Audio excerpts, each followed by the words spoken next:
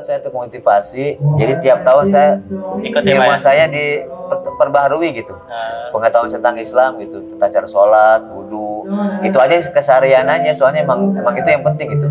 Buat saya alhamdulillah ya. bisa ikut.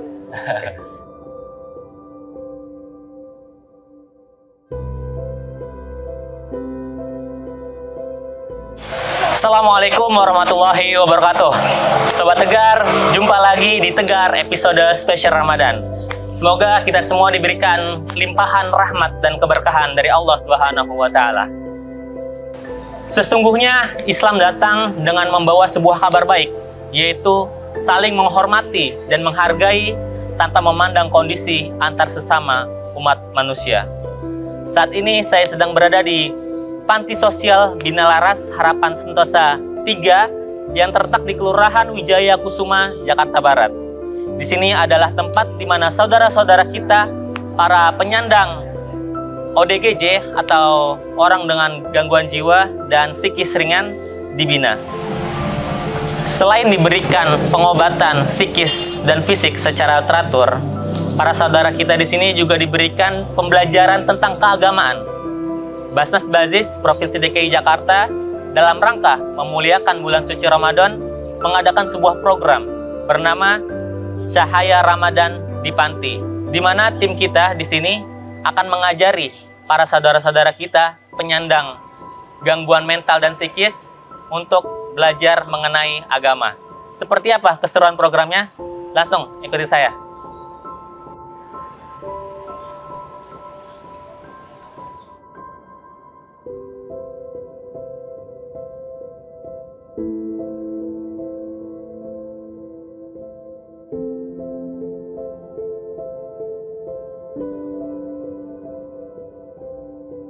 Nah, Sobat Tegar, saat ini saya sudah bersama dengan Mas Arya. Beliau ini adalah musyrif dari program Cahaya Ramadan di Panti Basnas Bazis DKI Jakarta.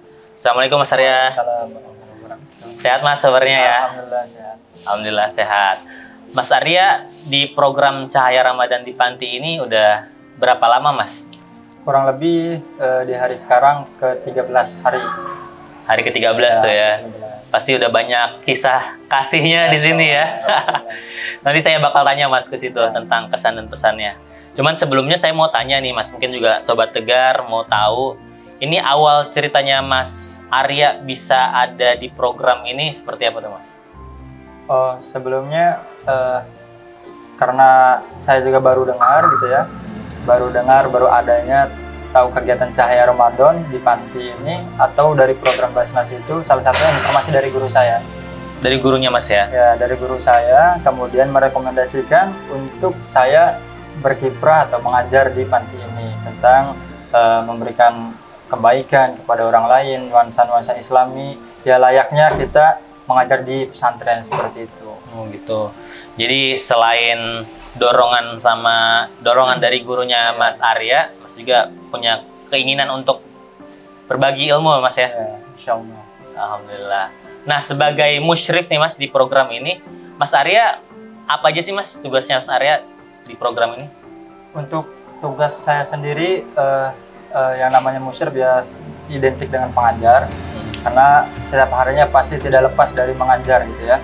Dari beberapa kegiatan yang ada di Panti ini, untuk kegiatan di Ramadan khususnya itu musyrif sama musyrifah khususnya yang megang. Dari mulai dia bangun tidur sampai dengan kegiatan sahur, sampai dengan sholat jamaah, sampai dengan ke taraweh, ketemu malam lagi. Berarti Mas Arya ini full time Mas, 24 jam di Panti ini? Ya, alhamdulillah. Cuman ada beberapa waktu, ada istirahatnya juga. Ada beberapa waktu istirahatnya ya. Ya. Oke, siap. Nah Mas Arya selama 13 hari sudah berjalan di Panti ini. Bisa nggak diceritakan ke kita tentang apa ya, pengalaman-pengalaman menarik mungkin? Ya mohon maaf ya, ini kan Panti untuk apa namanya ya, ODGJ Mas ya, orang dengan gangguan jiwa dan psikis. Nah ini gimana Mas pengalamannya Mas? Kalau untuk pengalaman pribadi, saya juga sebelumnya belum ada pengalaman dari luar. Baru kali ini sebenarnya saya ketika datang ke sini itu saya kaget. Kaget kenapa? Karena yang ada di pikiran saya itu yang orang ODGJ itu pasti sering suka ngamuk gitu ya, suka marah-marah atau suka usil sama orang lain. Ternyata ketika kesini mereka asik ternyata gitu, bisa buat berteman, bisa buat berajak di komunikasi juga nyambung gitu ya. Cuman memang tidak seperti layaknya orang normal aja. Mungkin ada beberapa yang dari mereka juga yang ngalor ngidul gitu, masih ngobrolnya juga gitu. Cuman dari saya pribadi juga justru malah buat hiburan juga, senang gitu. Jangan terlalu dibawa tegang. Memang untuk awalnya tegang dulu gitu. Ternyata pas udah tahu mah ya santai-santai aja gitu. Ada nggak sih Mas, tadi jujur aja saya masuk kan, itu agak takut gitu Mas awalnya yang lihat teman-teman ODGJ ini ya. Ada takut ya, tapi setelah beriring jalan asik ya Mas. Alhamdulillah asik ya, dinikmati aja di jalan ini. Oke, perbedaannya Mas nih, mengajar orang biasa dengan gangguan jiwa itu apa Mas perbedaannya Mas? Ya, dari perbedaannya yang pernah saya rasakan dulu ketika saya mengajar di pesantren gitu ya, salah satu santri yang mereka juga sama-sama orang yang belajar, cuma bedanya dia mentalnya normal gitu. Sebenarnya sama saja, cuman yang membedakan adalah daya tangkap. Oke. Ya, daya tangkap. Kalau untuk masalah disiplin itu pasti semua orang, bukan hanya ODGJ, bukan hanya orang normal, pasti butuh diarahkan gitu ya. Kalau untuk penyampaian materi dari orang normal bisa menyerap dari materi tersebut gitu. Cuman kalau misalnya dari orang-orang ODGJ ini harus butuh kesabaran ekstra dari para musyrifnya untuk senantiasa bersabar dengan materi yang disampaikan. Karena dari mereka juga nggak langsung bisa paham secara utuh gitu. Ada misal hari ini bisa hafal, nanti besoknya agak lupa lagi gitu. Iya, nanti kita evaluasi lagi ya. Seperti itu aja sampai kita menemukan titik di mana mereka benar-benar hafal gitu. Itu perbedaannya ya, mengajar orang biasa dengan yang memiliki gangguan jiwa Mas ya. Mas, pelajaran apa dari selama perjalanan ini Mas, 13 hari di sini, pelajaran apa yang Mas ambil? Kalau dari saya pribadi ada beberapa hal lah yang mungkin saya dapat petik dari pelajaran yang di sini. Yang pertama, membuat saya selalu bersyukur dengan keadaan saya seperti ini yang sekarang, karena di kalangan mereka yang mohon maaf notabene ada gangguan jiwa dan mental, tapi masih ada rasa untuk beribadah, jiwa spiritualnya masih ada gitu. Dan rasa keinginan pengen tahunya itu luar biasa. Beda sama halnya sama orang-orang normal. Kadang orang-orang normal mah kalau udah tahu mah ya udah gitu. Tapi kalau mereka mah tetap dipertanyakan, tetap diperdalam lagi pengetahuannya gitu. Saya juga lebih bersyukur dengan keadaan sekarang, bisa belajar, bisa kemana-mana dengan bebas. Tapi dari kalangan mereka gitu ya, dari kalangan mereka yang terbatas, yang nggak bisa kemana-mana gitu, apalagi ada problematika kehidupan mereka, dari latar belakang hidup mereka juga banyak gitu. Dari kita bisa bersabar, bisa juga menghadapi cobaan ini dengan ikhlas dan sabar yang lain. Insya Allah. Jadi pelajaran yang bisa diambil adalah bersyukur atas nikmat yang Allah berikan, rasa sadar ini Sobat Tegar, dan juga memotivasi kita untuk belajar lagi. Mereka aja yang milik keterbatasan semangat lagi ya. Nah, kita yang sadar betul nih masa nggak punya kesadaran diri untuk belajar Mas ya. Oke, siap Mas Arya, terima kasih banyak atas waktunya. Nanti bisa nggak Mas izin kita ajak keliling nih Sobat Tegar, keliling pantai di sini? Boleh Mas ya. Oke, terima kasih banyak Mas Arya. Ya, Sobat Tegar, sekian interview atau diskusi saya dengan Mas Arya. Nanti kita akan keliling panti.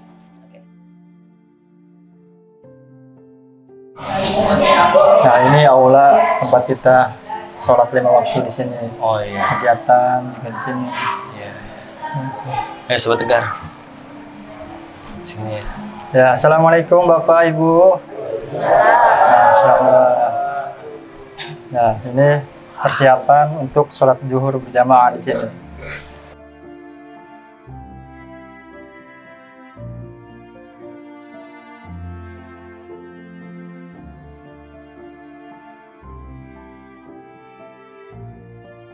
Assalamualaikum Mbak. Ya. Oke, ini ruangan apa nih Mas? Oh, ini ruangan asrama dari warga binaan sosial. Asramanya ya? Ya, dari kalangan orang perempuan. Ini di lantai dasar. Di lantai 2 ada dari anggrek, dan di 3 ada kenangan dari laki-laki di atas semua. Laki-laki di atas. Ya, yang di bawah itu khusus para ibu-ibu yang perempuan. Oke. Untuk jumlah warga binaannya ada berapa sih Mas?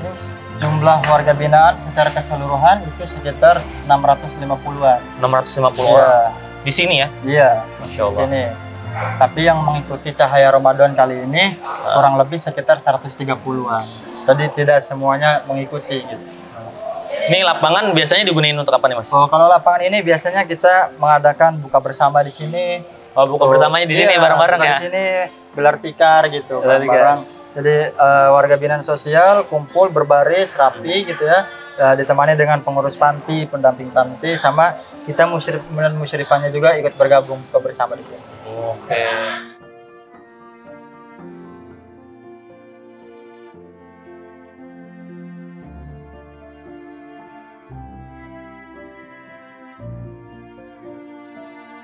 Sobat Tegar, saat ini saya sudah bersama dengan salah satu penerima manfaat program Cahaya Ramadan di Panti. Assalamualaikum Pak. Waalaikumsalam warahmatullahi wabarakatuh. Bapak bisa diperkenalkan Pak dengan Bapak siapa? Nama saya Dwi Ari Witanto, tinggal di daerah Pasaminggu.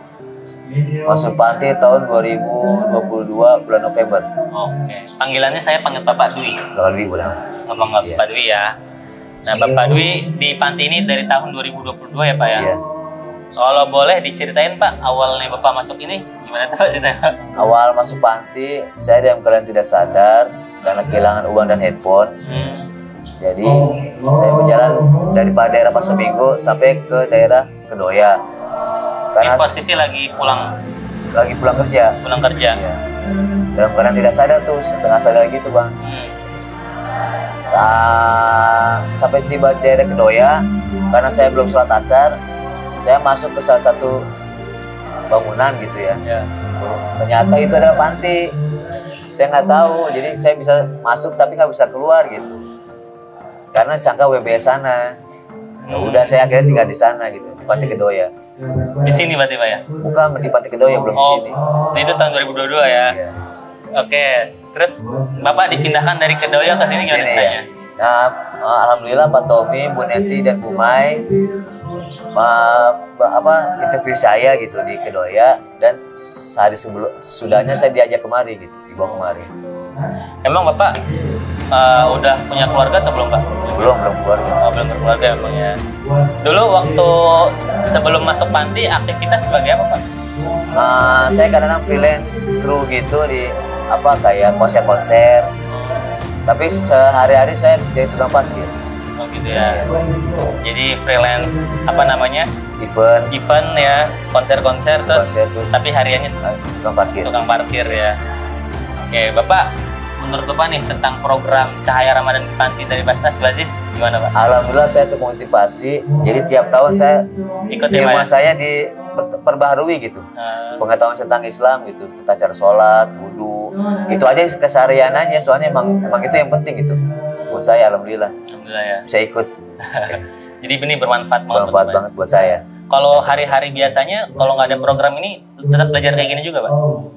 Paling sama teman yang udah agak ngerti, kan ada teman yang keluar dari pesantren, paling bertanya sama dia aja gitu. Oh, Buat gitu ya. kalau saya nggak tahu saya tanya. Jadi dengan adanya program ini bisa langsung belajar dari Ustadz Ya, ya. Kalau alhamdulillah. misalnya nggak ada, belajarnya dari teman ke teman. Teman-teman sendiri ya, itu aja Pak.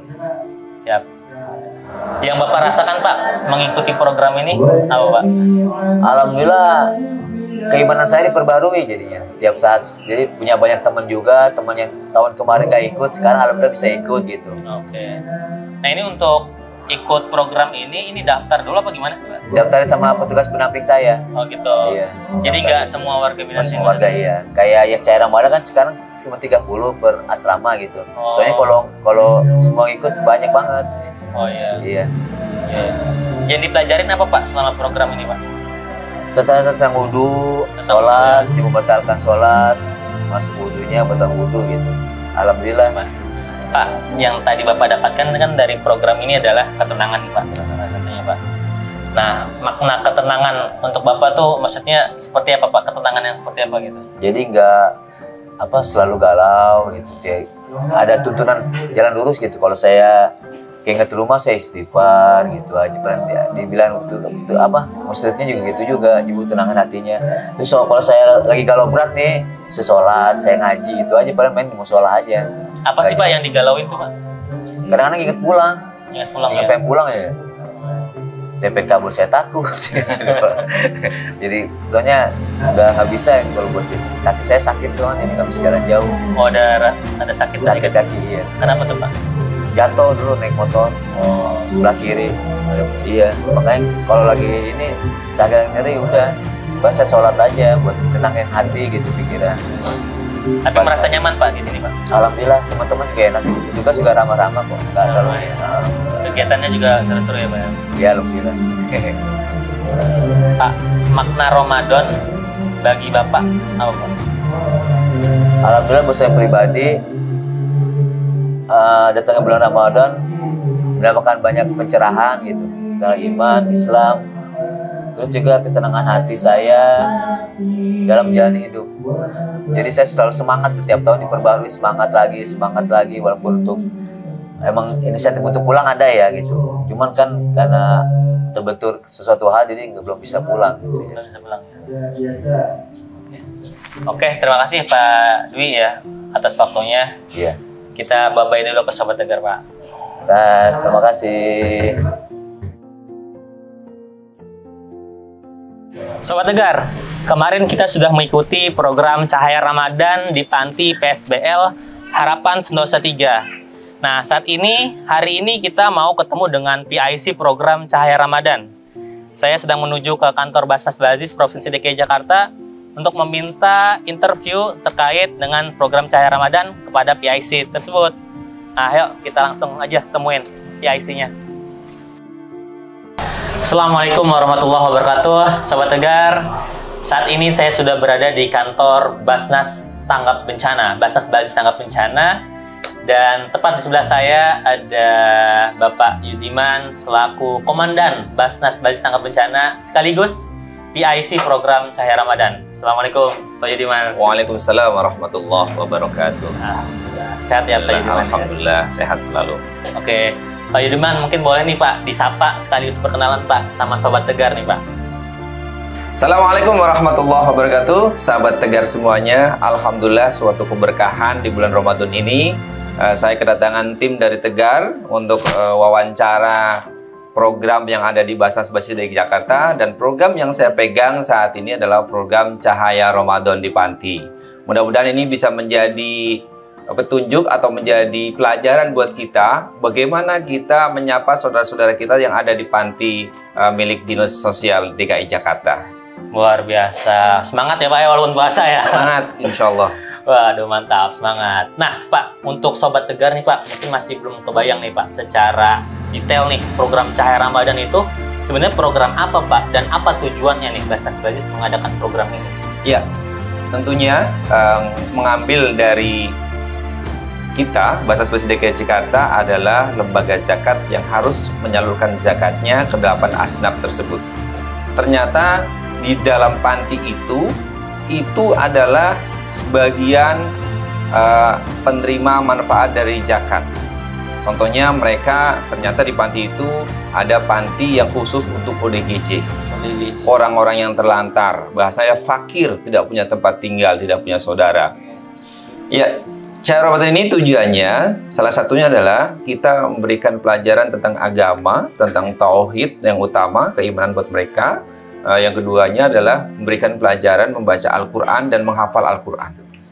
Oh, Masya Allah. Jadi tadi Bapak sampaikan juga ada banyak ya, asnaf yang ada di panti Pak ya? Betul. Ada juga salah satunya Pak, kemarin kita liput juga itu ada yang rekop budak. Rekop, betul. Jadi PSK Pak, Iya.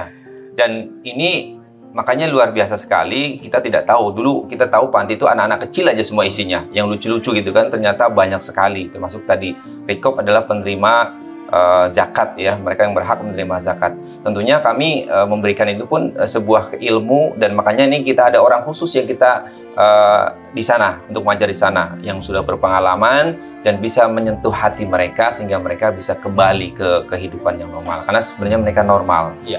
Dan rata-rata mereka memang terdesak ekonomi. Nah ini kita harus memberikan solusi kepada mereka seperti itu. Masya Allah. Oke, kalau untuk jumlah penerima manfaatnya ini ada berapa banyak penerima manfaat dan ada berapa panti nih Pak yang bekerja sama dengan Basnas?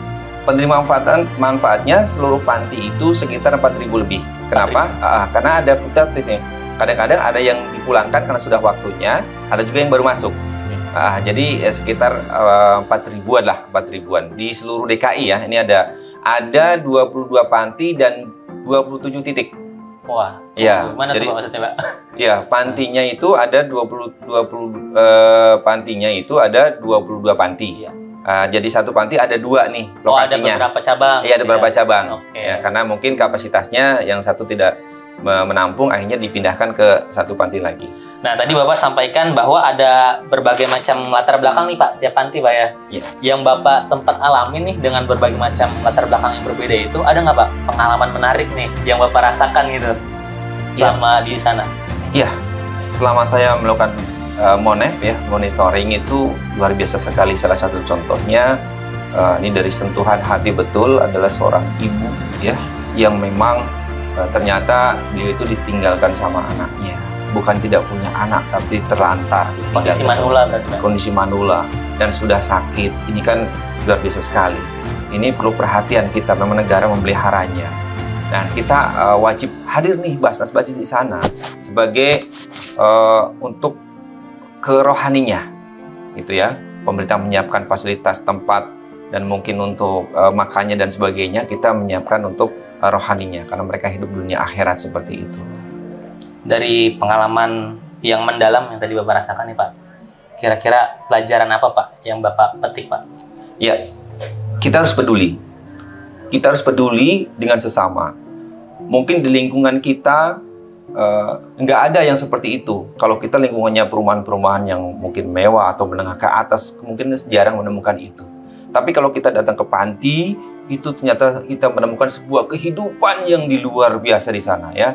Kehidupan yang sangat menyedihkan dan butuh pertangan kita, butuh pertolongan kita, butuh uluran kita. Bapak Ibu semuanya, ayo kita coba untuk menyadarkan diri kita. Salah satunya adalah datang ke panti-panti sosial dan melihat kehidupan mereka. Maka Bapak Ibu semuanya akan tersentuh hatinya dan akan bergerak untuk membantu sesama. Terakhir mungkin Pak Yudiman, harapan Bapak melalui program Cahaya Ramadan ini ke depannya seperti apa Pak? Ya, ini adalah sudah keempat kalinya. Sudah keempat kalinya. Dan ini bukan permintaan hanya dari kita saja, dari pihaknya, tapi dari mereka warga binaan. Mereka sangat menanti momentum Ramadan ini. Bahkan ada yang sudah keluar, tiap Ramadan balik lagi ke panti. Masya Allah. Hanya ingin mengikuti Cahaya Ramadan ini. Dan hampir semua panti-panti yang saya kunjungi itu mereka sangat senang, sangat bahagia, ceria sekali mereka ketika datangnya bulan suci Ramadan, karena ada yang dinanti. Salah satunya Cahaya Ramadan di panti ini. Luar biasa. Terima kasih banyak Pak Yudiman. Ini pastinya Sama-sama. bisa nanti memotivasi dan menginspirasi Sobat Tegar yang menonton di rumah. Oke, terima kasih Pak Yudiman waktunya. Sama-sama. Semoga sukses Cahaya Ramadan di panti. Amin, amin ya Allah.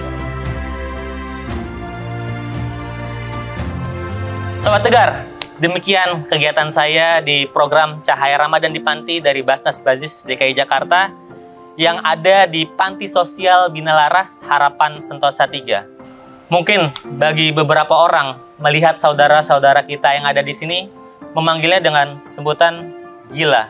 Lantas, apakah gila dalam pandangan Islam? Dalam sebuah riwayat, Rasulullah SAW melewati sebuah kerumunan orang. Lalu beliau bertanya kepada kerumunan tersebut, apa yang terjadi di sana? Para sahabat menjawab, sedang terjadi orang gila yang sedang mengamuk, wahai Rasulullah. Lantas Rasulullah menjelaskan bahwa yang dilihat itu bukanlah orang gila. Yang dilihat adalah orang yang sedang terkena dengan musibah. Lantas Rasulullah SAW bertanya kepada para sahabat, tahukah kalian bahwa orang gila yang sebenarnya adalah orang yang berjalan dengan kesombongan, membusungkan dada dan melihat orang dengan pandangan rendah, lalu berharap pahala surga dari Allah Subhanahu wa taala padahal ia bermaksiat kepada Allah Subhanahu wa taala. Itulah gila dalam pandangan Islam. Sobat Tegar, sampai jumpa kembali di Tegar episode selanjutnya, eksklusif hanya di kanal YouTube Basnas Bazis TV.